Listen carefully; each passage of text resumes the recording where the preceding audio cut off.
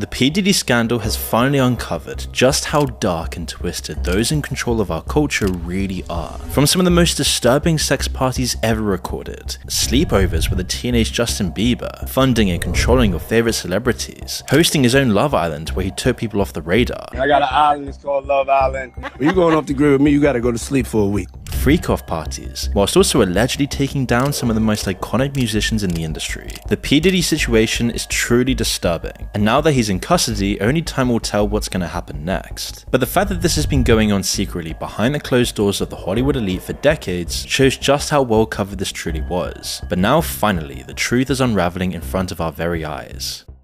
P. Diddy needs hardly any introduction. Before he was infamous for his crimes, he was at the top of society. He rubbed shoulders with some of the most powerful celebrities in the world. He knew everyone in the music industry, from Jay-Z, Beyonce, Snoop Dogg, to Biggie Smalls, and even Justin Bieber. However, this recent case has exposed how truly twisted the celebrity elites truly are. The investigation began initially in November 2023 by Sean's ex-girlfriend, Cassie Ventura. She accused him of misconduct and filed a lawsuit. Cassandra and P. Diddy then settled out of court the very next day, and one of his lawyers, Ben Braffman, was clear that it was by no means an admission of wrongdoing. P. Diddy then released a statement wishing Cassandra the best in order to further support the idea that he was innocent, but guilty or not, it certainly left a stain on his name. Cassandra then released a statement thanking her friends and family for their support, and the settlement amount was left undisclosed. It seemed to be a case closed, done and dusted job, or at least that's what he thought. Little did P. Diddy know that this would be the beginning of the end for him, and would start the ball rolling with many accusations and investigations that would lead to his demise. A further 2 lawsuits were then filed, with accusations of abuse and sexual assault by 2 other women. Dickerson claimed that in 1991, when she was just a 19-year-old college student, P. Diddy had drugged her after a date and sexually assaulted her in her home. Gardner was the next victim to come forward, claiming she and a friend were drugged and put in separate rooms where at first, P. Diddy and then Aaron Hall would do awful sexual acts against them. She then found out her friend had the exact same treatment as well, as it seems like they both took turns doing these awful crimes against these girls. Lizard was just 16 at the time, and then a few days later, P. Diddy pitched up at her house and assaulted her again, this time choking her until she passed out, as he was irritated at the thought that Lizard might mention this to his girlfriend. Then in December 2023, another person came forward with more accusations aimed at him. She claimed that she had been gang raped and sex trafficked. She said that Harvey Pierre, who was the president of Combs Bad Boy Records, flew her from Detroit to New York in 2023. However, while with them, a third man joined P. Diddy and Pierre and gang raped her. P. Diddy even complained that he couldn't finish until he had his nipples pinched.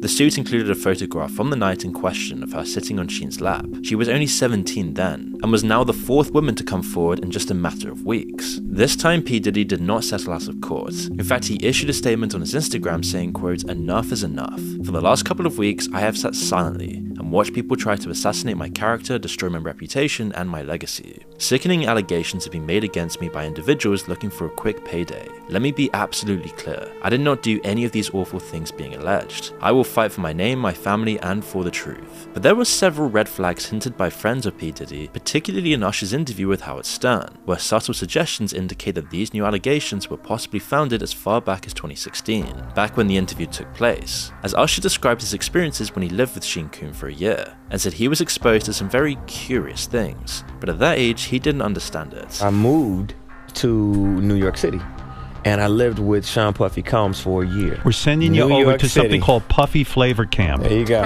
To learn Flavor Camp? Yeah, Flavor that's Camp. what it was called. Puffy's place was like just filled with chicks and orgying like nonstop, right? No, not really. I Come mean, on. but hey, it was curious. I got a chance to see some things. Yeah, but you were 13. What were you I seeing? went there to see the lifestyle. I don't know if I could indulge and understand what I was even looking at. It was pretty wild. What I did say is that there were very curious things taking place, and I didn't necessarily understand it. It's only now that it's stands out because it further supports the allegations. When Howard asked Usher if he would allow his own son to participate in the Puffy Flavor Camp, as P. Diddy would call it, Usher didn't hesitate to say no. 14 years old. You're a dad now. Would you ever send your kid to Puffy Camp? Hell no.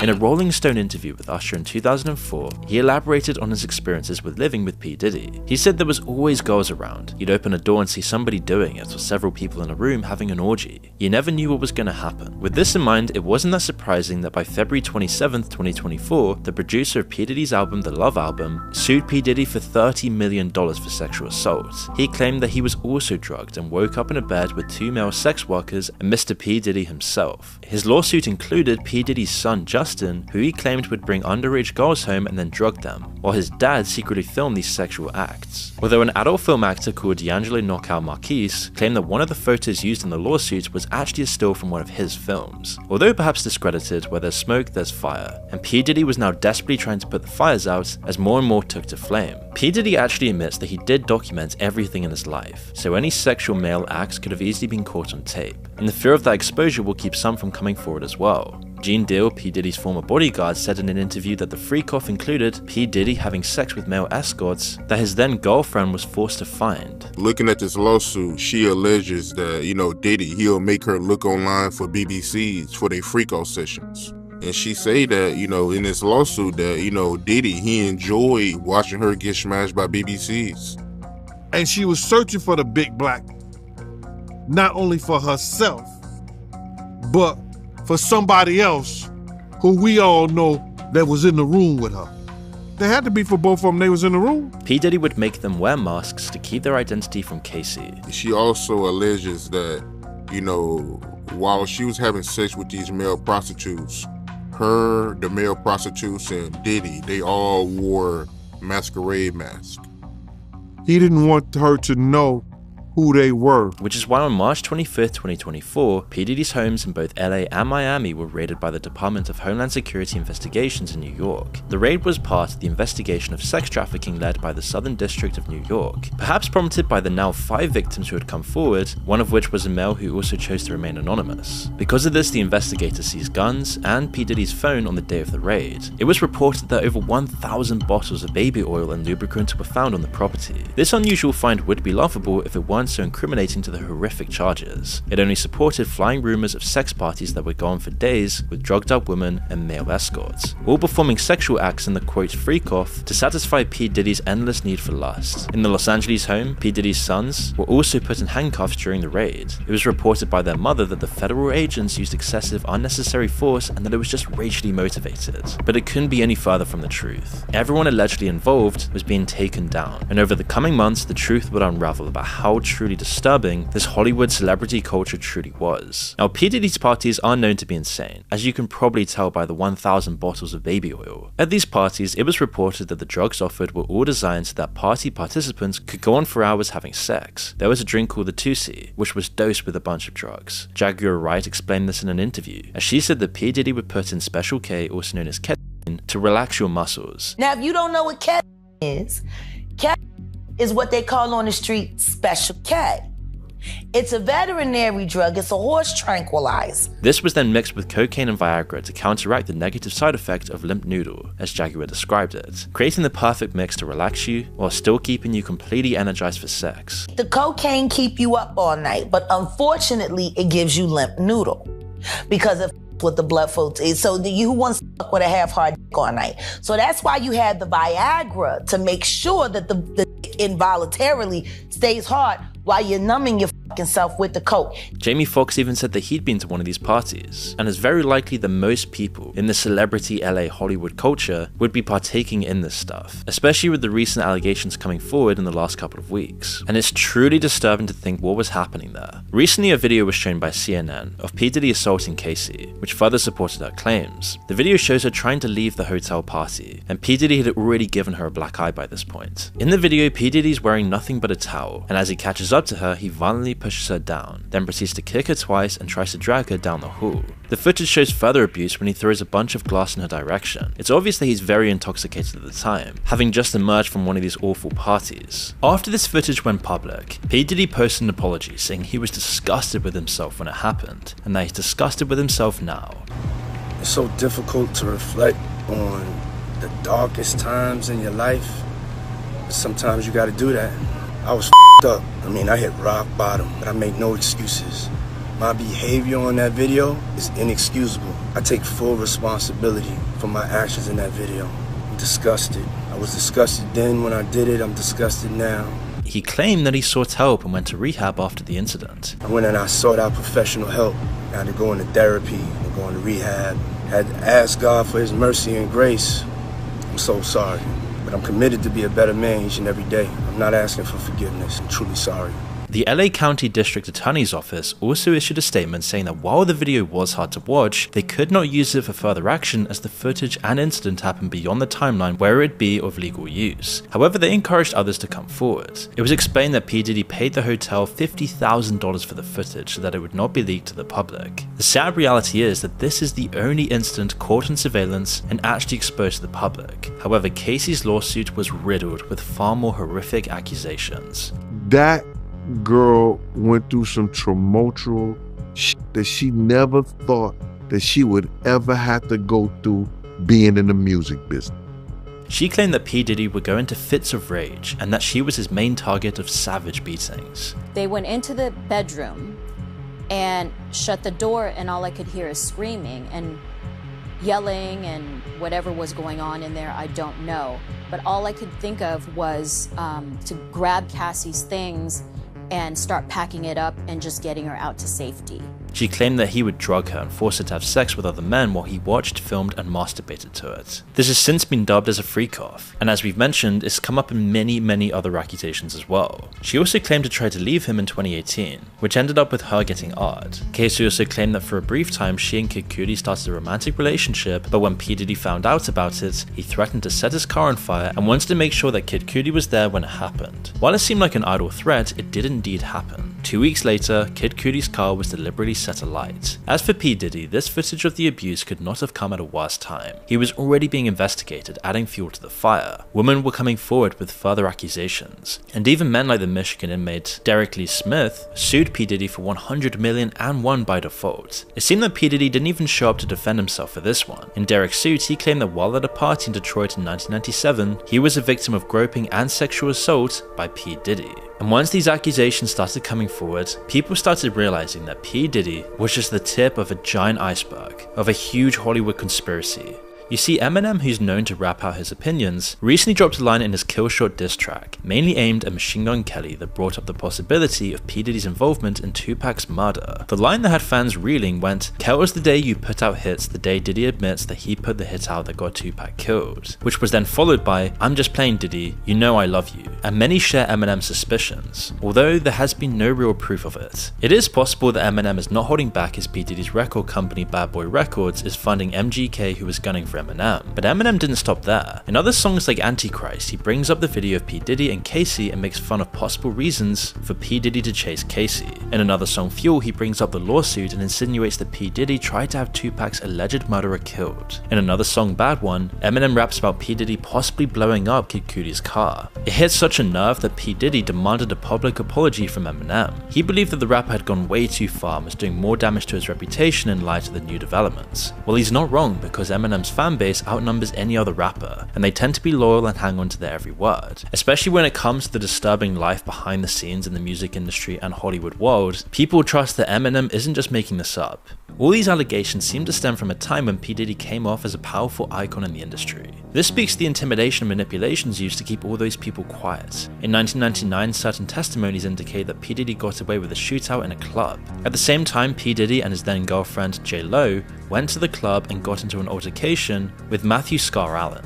P. Diddy knocked a drink out of Matthew's hand, which sparked the violence, where P. Diddy threw money in his face as a sign of disrespect. As it got heated, both of them drew their guns and fired into the crowd. 3 victims survived to tell the tale, but one victim in particular stands out. Now, Tanya Rubin reports that she saw P. Diddy do the shooting while Sheen shot into the ceiling. She herself was shot in the face, and her testimony has not wavered since. I watched them both fire their guns. I watched them. And that is exactly how I sit here today. Because some thug criminal with an attitude and an ego that was outside of control decided he was going to fire a gun in a crowded nightclub and shot me in my face. She was so adamant about it that she offered to get bullet fragments removed from her skull to use as forensic evidence. However, P. Diddy was once again acquitted, with Shane taking the fall, being sentenced to 10 years in prison. Pulling the strings behind the scenes once again, and P. Diddy got away scot-free. This was even brought up in Rodney's suit, as P. Diddy would tell him that he even got away with shooting people and would display his guns to instill fear to keep Rodney silent and compliant. The more we uncover about P. P. Diddy's life, the more these testimonies start to line up a very dark picture of what it takes to actually succeed in the celebrity culture, and how truly powerful the people pulling the strings really are. P. Diddy just seems to be the tip of the iceberg, just one guy who was so clumsy, made so many obvious mistakes, and became so hated by the industry that he's finally now being exposed. But who knows how many other people are out there doing the exact same thing or even worse. But soon another two victims would come forward,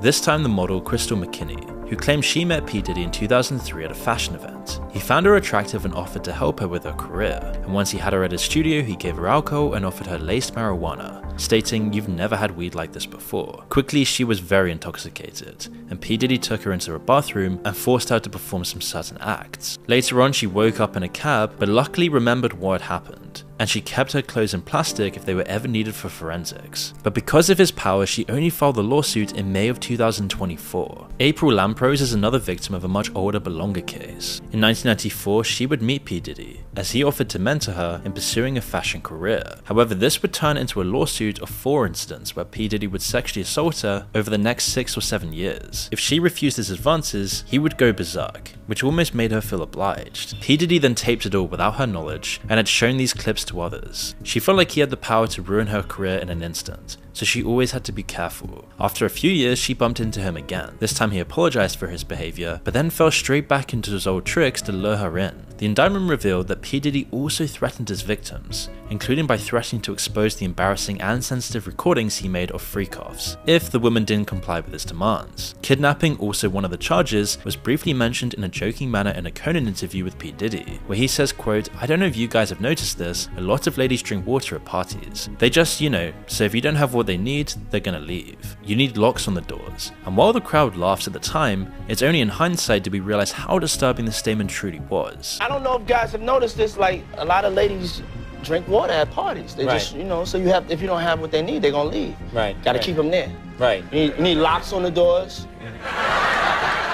Which is why last week on September 16th, 2024, P. Diddy was finally arrested at a hotel in Manhattan on charges of sex trafficking, racketeering, conspiracy, and transportation to engage in prostitution. His lawyers claimed he intended to hand himself in, but wasn't awarded the chance. He also claimed that he had handed over his passport, but it was cleverly worded as he had only handed it over to his lawyer, not the federal government. The reason this is important is because he was trying to show that he was not a flight risk, and therefore able to be released on bail. If P. Diddy did try to leave the country, it would turn into a nightmare of trying to get him back. However, his lawyer would have discouraged this. Still, it didn't matter because the judge denied his bail. His lawyer then appealed bail on the 18th of September, offering $50 million, which was again denied, and P. Diddy is now facing up to life in prison should he be convicted of the long list of charges, including forced labor, kidnapping, arson, bribery, and obstruction of justice. P. Diddy and his team tried to silence many witnesses with bribes, but while his life went from expensive cars and parties with some of the most rich and famous pop stars in mansions and hotels, he's now confined